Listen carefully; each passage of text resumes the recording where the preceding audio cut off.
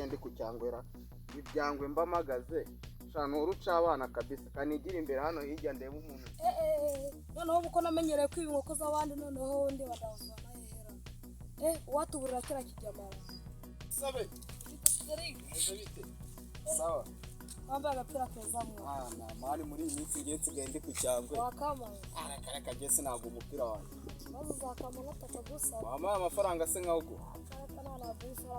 nanjye nyine sinaga umupira wanjye komeze wari ugiye wahara cyakiyema ko cyambaye agapira kezara kandi nkashaka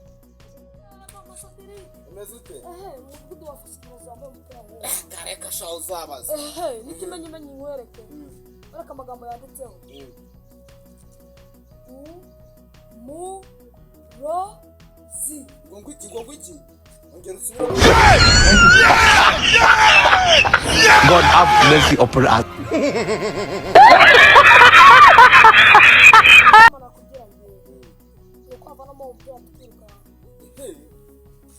Ijambo umurozi ndatinya mani.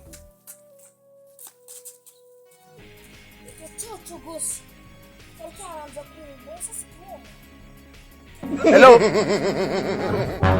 Thank you.